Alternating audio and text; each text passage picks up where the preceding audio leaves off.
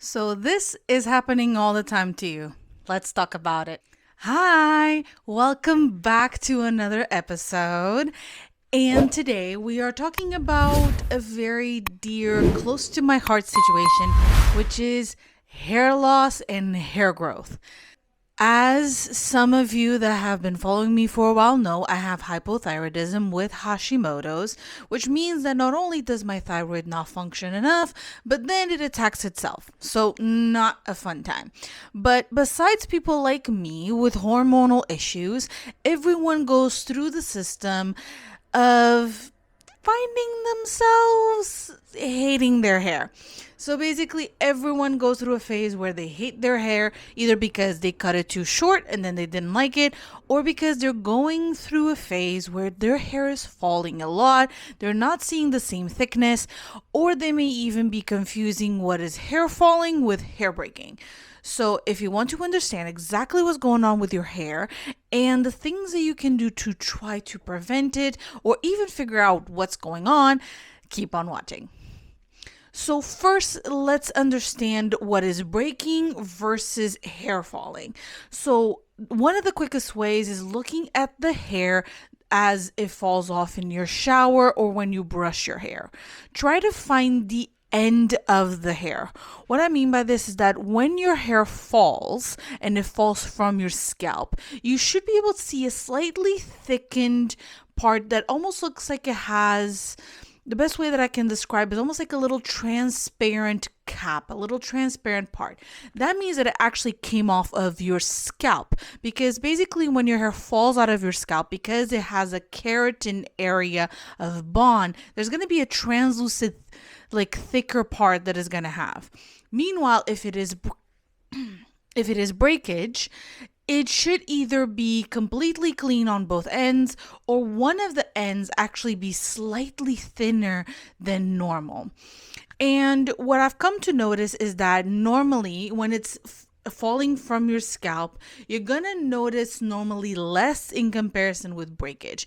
And normally breakage tends to happen one of two ways. You either are brushing too hard and you're actually cracking the strands yourself, or you're brushing it wet, which is also something that we see a lot, or you have some sort of damage in your hair where the hair bonds are breaking off in some sort of location. We see this a lot with people that, for example, they have these cycles of hair dyeing. So, for example, they go lighter in the summer and they do highlights, and then they darken in the winter, they go back to highlights in the summer. You will see them breaking off at the part where it's like the edge in between your natural hair and the highlighted hair underneath. So you see a lot of hair breaking off in that point. When it comes to hair loss, you normally tend to see it either cyclical. So a lot of people tend to shed a lot of hair around the fall winter time because your growth cycle kind of aligns with the seasons as well. So as the leaves fall, so does your hair. So you may experience for like a month to 2 month period an extra shedding, but you don't really see a difference in your hair. So what that tends to happen is normally hair that is already semi-loose in your scalp that just falls off. If that lasts around 1 to 2 months and is not crazy and then it passes, normally it's very typical and very normal. But of course, if you see it going for longer, then you're dealing with hair loss. And I wanted to explain the actual cycles of your hair so that you can have a better understanding of what's going on. Your hair has a total of 4 cycles, and I'm going to be looking at my notes so that I don't get it wrong. You have the anagen phase, which is also called the growth phase. That lasts around 2 to 6 years. And that's normally producing new cells. And that's normally when you see, for example, when people lose their baby hairs and they see their baby hairs come out. That's normally in their anagen phase. Then you have the catagen phase. So the catagen phase is normally 2 to 4 weeks and it stops growing and it starts to slowly detach itself. So it's normally that phase where like your hair's not growing and it's just kind of staying there and it's not really leaving. Then you have the telogen phase, which is around 3 to 5 months. The follicle does not do anything else. The hair is technically detached from its root.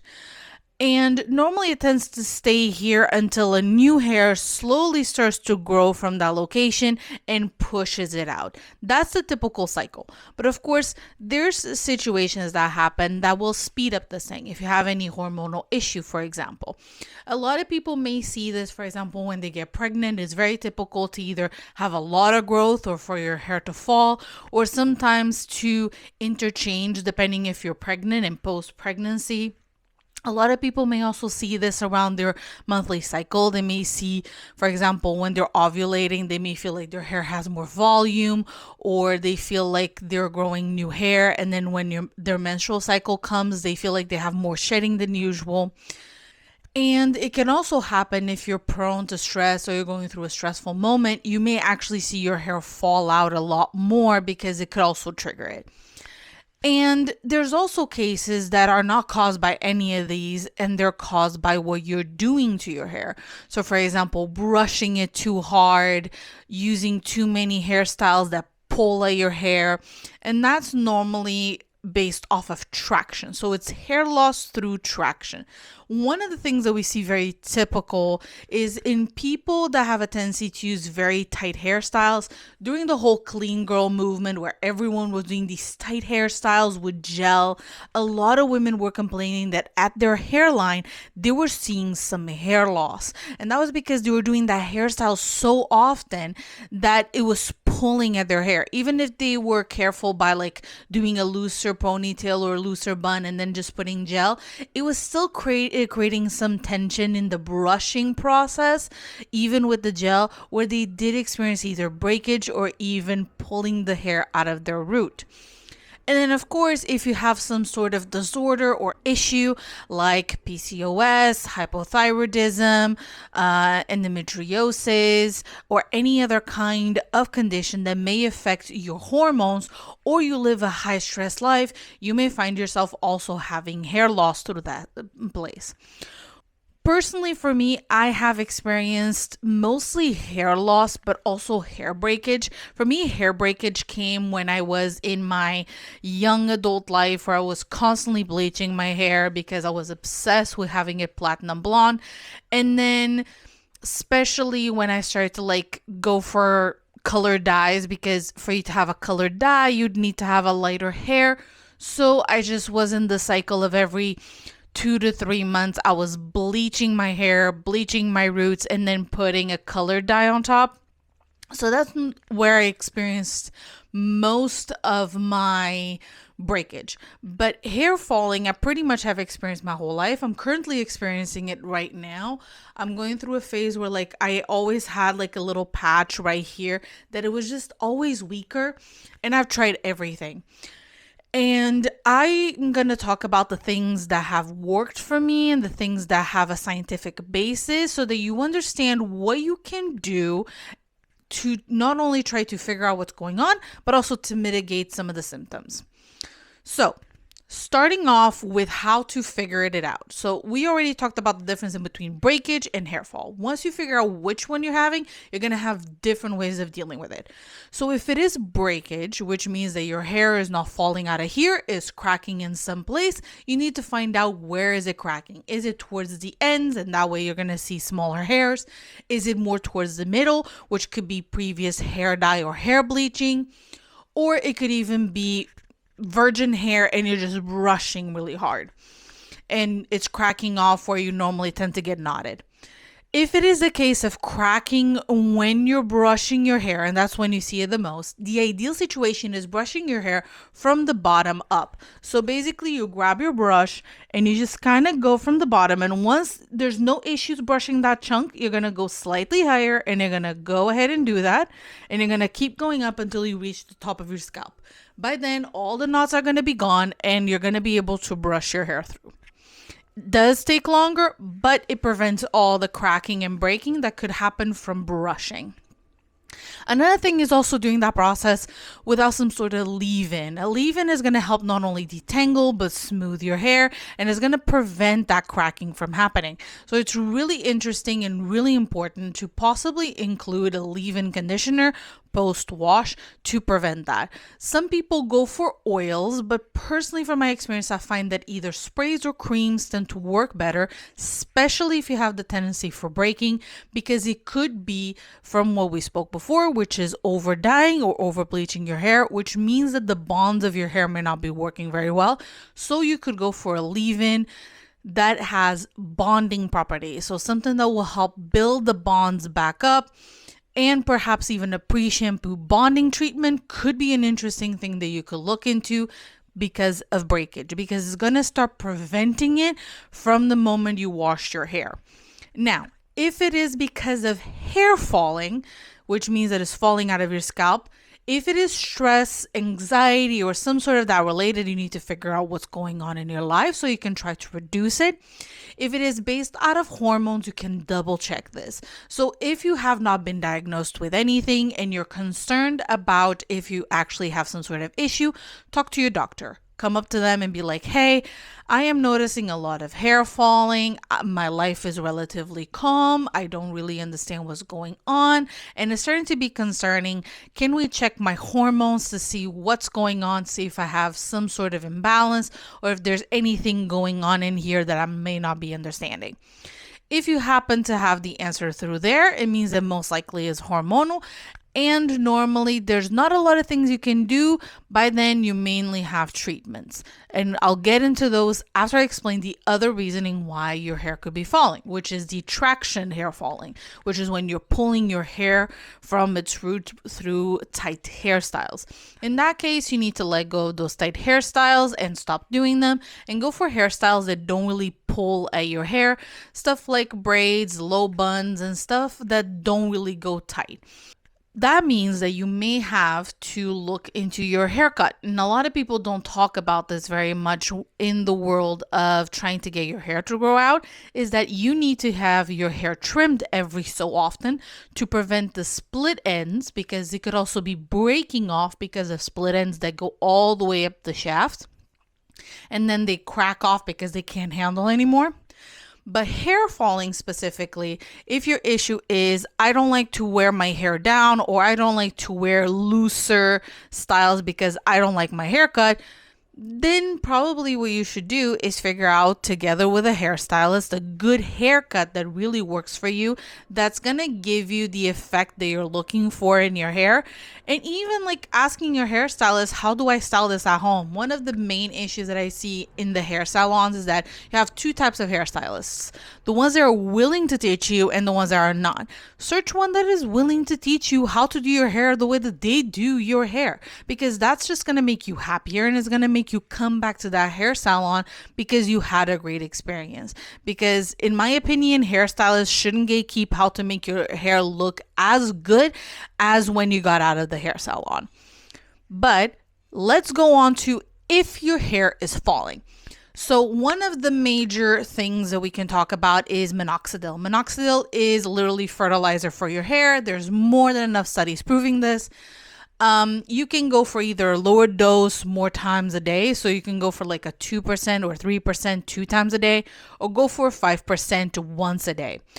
Personally, I don't use minoxidil, and this is my warning. If you have pets, do not use minoxidil in the topical form. This is because minoxidil is proven to be toxic to pets. We're talking cats and dogs. If you really want to use minoxidil, talk to your doctor about the possibility of an oral minoxidil instead of a topical. That way you don't need to worry about your pets unless they get into your pills, which is less likely than them licking your pillowcase or licking a drop that falls on the floor when you use the topical.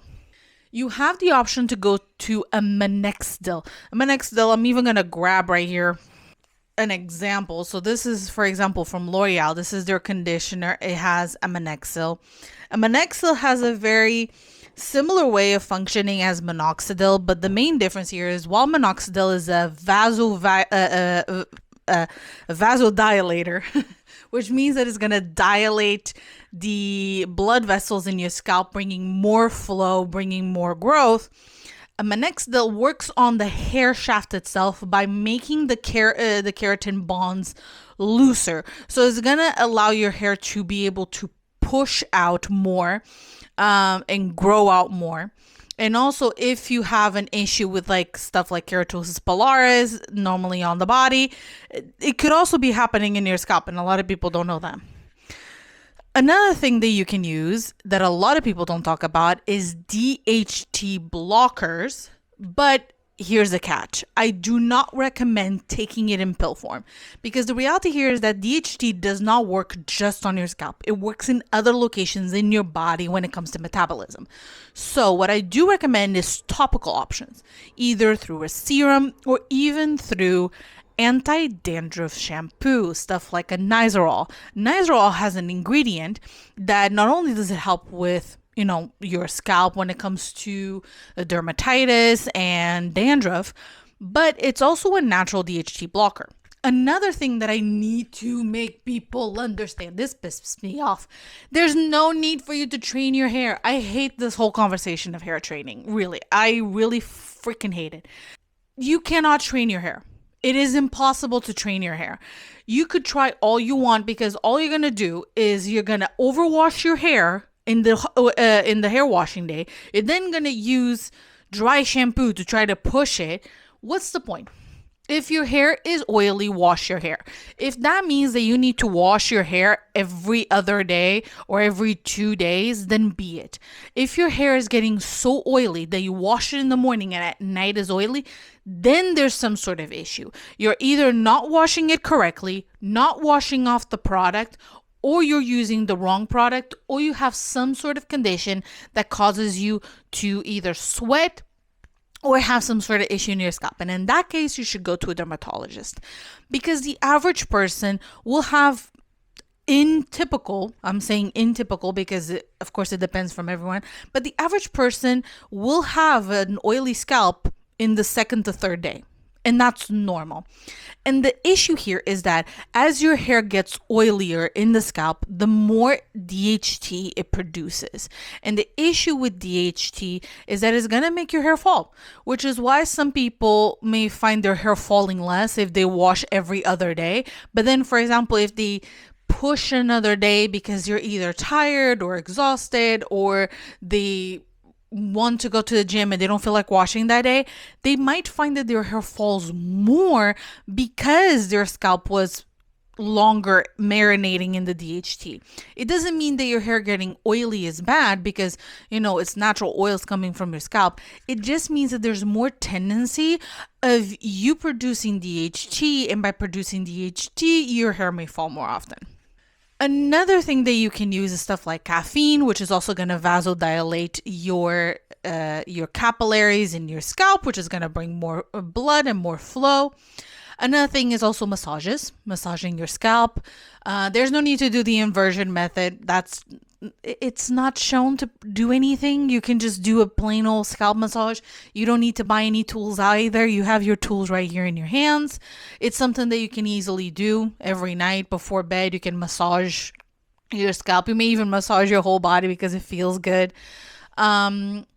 Personally, for me, I don't use minoxidil. I have 2 puppies and I definitely don't want to harm them. So personally, I use a minoxidil because so far I have not found anything, and I've talked with my vet and they have said that everything's fine. As long as they don't literally eat it, it's fine.